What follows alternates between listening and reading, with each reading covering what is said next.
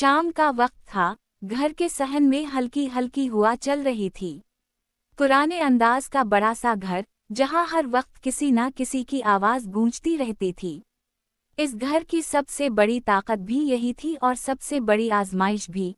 एक ही छत के नीचे रहने वाले कई लोग, जिनकी आदतें, सोचें और पसंद नापसंद एक दूसरे से बिल्कुल मुख्तलिफ थीं।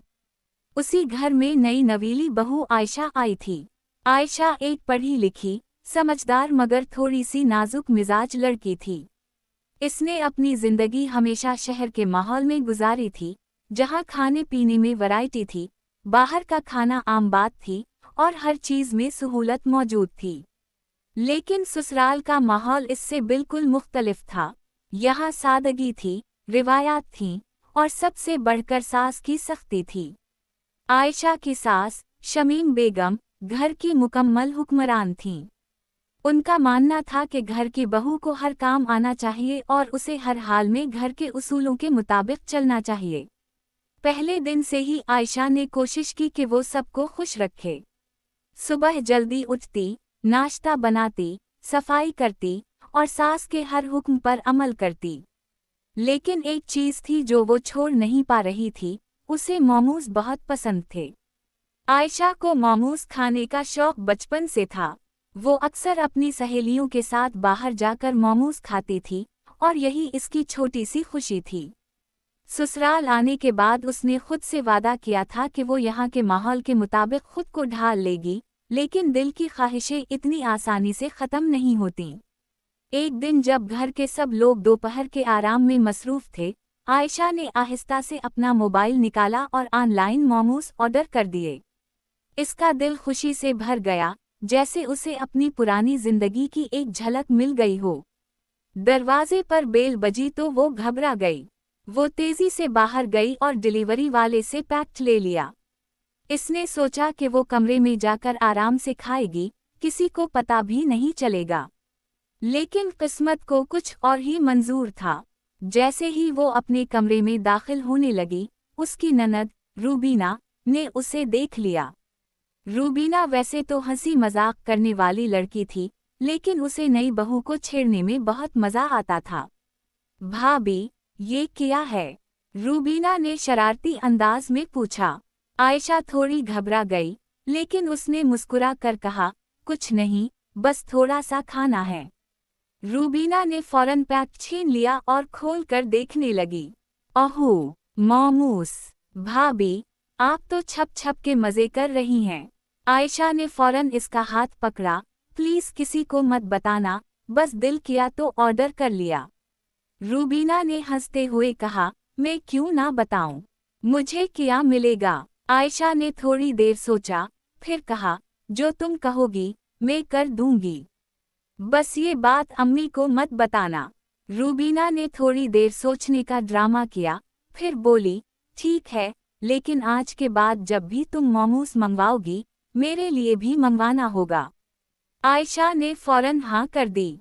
उसके लिए ये सौदा महंगा नहीं था, क्योंकि उसे अपनी छोटी सी खुशी बचानी थी।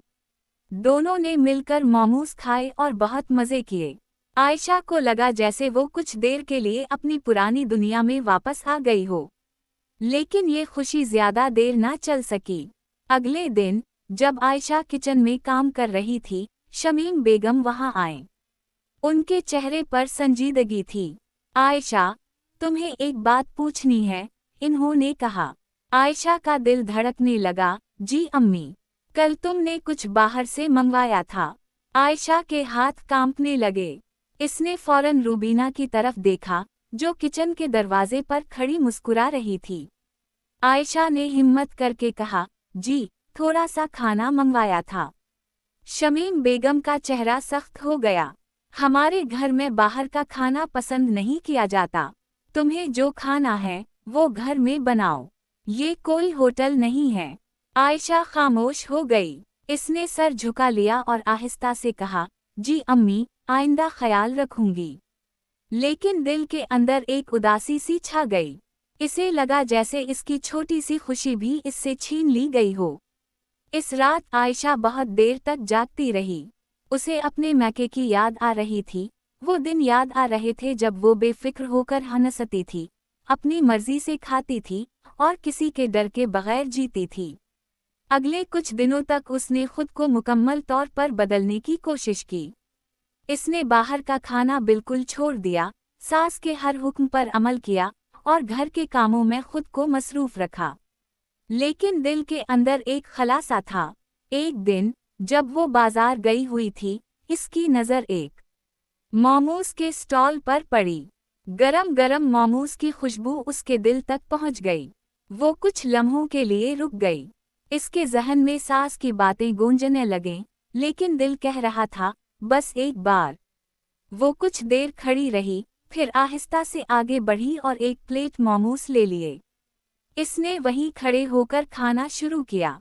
हर नवाले के साथ इसके चेहरे पर मुस्कुराहट आती जा रही थी, जैसे वो खुद को दोबारा पा रही हो। लेकिन अचानक उसने किसी को अपने पीछे खड़ा महसूस किया। वो मुड़ी और इसके सामने शमीम बेगम खड़ी थीं। आयशा के हाथ से प्लेट तकरीबन गिर गई। इसका दिल तेजी से धड़कने लगा।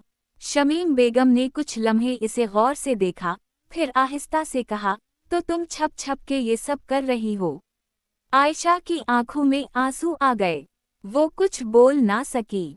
ये लम्हा इसकी जिंदगी का सबसे मुश्किल लम्हा था। एक तरफ इसकी ख्वाहिश और दूसरी तरफ इसके रिश्ते। और यही वो जगह थी जहां से कहानी एक नए मोड़ पर जाने वाली थी। आयशा के हाथ कांप रहे थे और आंखों में आंसू भर आए थे। शमीम बेगम के सामने वो खुद को बहुत छोटा महसूस कर रही थी, जैसे उसने कोई बहुत बड़ी गलती कर दी हो। सड़क के किनारे खड़ी वो प्लेट अब उसे बोझ लग रही थी, जिसे वो चंद लम्हे पहले खुशी से खा रही थी। शमीम बेगम ने गहरी सांस ली और कदरे सख्त लहजे में कहा, चलो, घर चलो। यहाँ खड़े रहने की जरूरत नहीं। पूरे रास्ते दोनों के दरमियान खामोशी रही। आयशा का दिल डर से भरा हुआ था। वो सोच रही थी कि अब घर जाकर क्या होगा। क्या इसे डांट पड़ेगी या इससे भी कुछ ज्यादा। घर पहुंचकर शमीम बेगम सीधा अपने कमरे में चली गईं। आयशा आहिस्ता आहिस्ता किचन में गई और काम में लगने की कोशिश करने लगी, मगर उसके हाथ ठीक से काम नहीं कर रहे थे। कुछ देर बाद शमीम बेगम ने उसे आवाज दी, आयशा, मेरे कमरे में आओ। आयशा के कदम जैसे जमीन में जम गए, मगर फिर हिम्मत करके वो अंदर चली गई। इसने सर झुका रखा था। बैठो, शमीम बेगम ने नरम मगर संजीदा लहजे में कहा। ये लहजा आयशा के लिए नया था। इसने आहिस्ता से सर उठाया और सामने बैठ गई। तुम्हें मोमोज इतने पसंद हैं?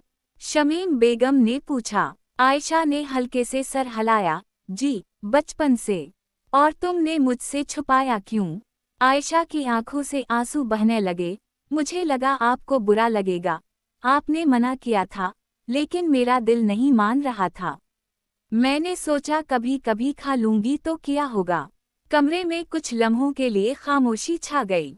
शमीम बेगम ने आहिस्ता से कहा, आयशा, मैंने तुम्हें मना इसलिए किया था क्योंकि मुझे बाहर के खाने की सफाई पर भरोसा नहीं, और मैं चाहती हूँ कि घर की बहू सेहतमंद रहे। आयशा ने हैरानी से उनकी तरफ देखा। इसे लगा था कि शायद ये सिर्फ उसूलों की बात है, मगर उसके पीछे फिक्र भी थी।